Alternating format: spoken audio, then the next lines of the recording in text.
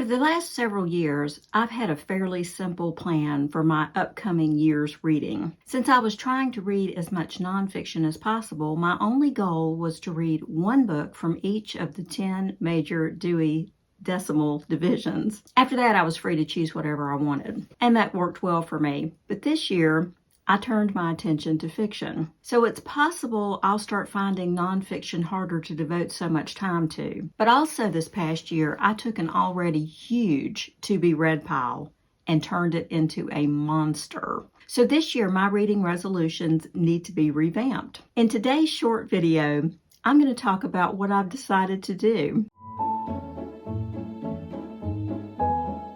Hi there, I'm Linda Maxey, the author of the Library Land Guides to Superlative Nonfiction. As I said in the introduction, my interests and focus have shifted in the past year. Unfortunately, they didn't shift before I bought a ton of nonfiction to keep myself occupied. It will likely take me years to get through the books I've already bought. And since they're mostly nonfiction, and now I'm writing fiction, I need to come up with a new plan that will give me more time for fiction reading. Back in November, maybe early December, I saw that a bunch of booktubers had taken up a Read What You Have challenge. This was a novel concept to me. I had too much on my plate at the time to try that, but I think I'm going to modify it for myself and make it part of my plan for 2024. So here's the plan. I've made myself a list of 10 categories. For each of these categories, I must read one book from my nonfiction pile before I can move on to any fiction books. Now, by moving on to any fiction books, I don't mean that I'm not going to be reading fiction in the meantime. I'm going to be reading fiction that I already own and have in a separate to-be-read pile. What I'm talking about is I'm not going to allow myself to buy any new fiction books to fit into the new categories of fiction that I plan to read once I'm done with the 10 nonfiction books.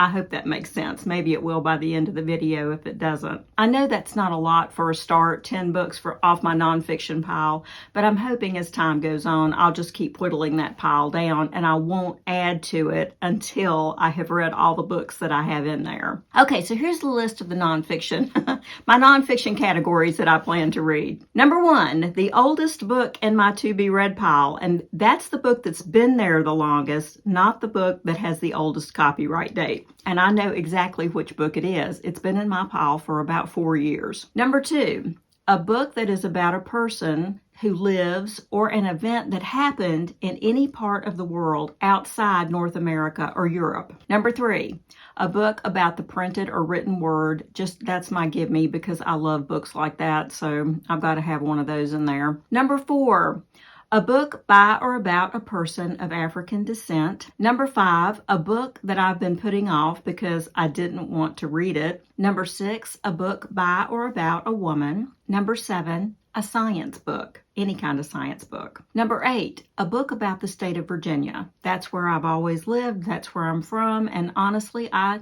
don't read a lot of books about Virginia, so this should be interesting. Number 9, an author biography.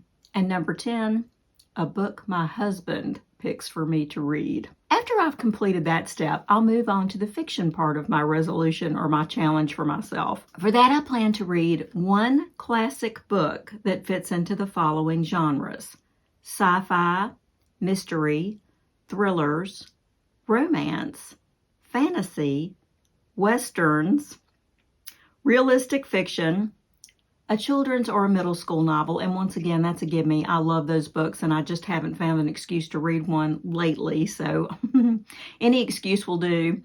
And historical and horror. I haven't picked out which ones I'm going to read yet, so if you have a classic in any of those genres that you'd like to recommend to me, please leave a comment below. I'm defining classic for this challenge as a book that was published at least 30 years ago and has stood the test of time. That is, people still read, recommend, and enjoy the book today. I confess to have been primarily a literary fic chick in the past. In other words, literary fiction and children's fiction too is what I've tended to read the most of. So most of these genres will be outside my comfort zone. I've never particularly liked thrillers or horror. So those are the ones I'm kind of dreading the most. I'm wide open for most book recommendations in these genres. I will say that some of the classics I've read, I do try to read classics every year. I have read The Lord of the Rings all the way through several times. I've read Dune, Stranger in a Strange Land, Frankenstein, Dr. Jekyll and Mr. Hyde, and Dracula, which is ironic since I don't really like horror all that much, and I have managed to get a lot in, but I try to read a horror book every October. It just feels right.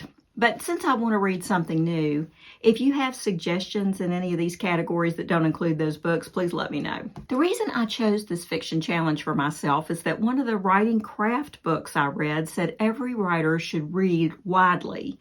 They should read books in every genre. The argument was that you learn something about writing from all of them. And this will sort of seep into your subconscious and make your writing better in all sorts of ways that you can't anticipate. And besides, it really sounds like fun to me.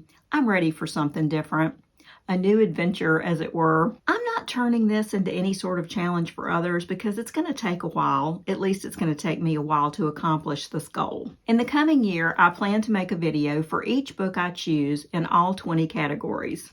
Since I must read 10 nonfiction books before I can begin fiction, I'll be talking about nonfiction first. We'll see how it goes.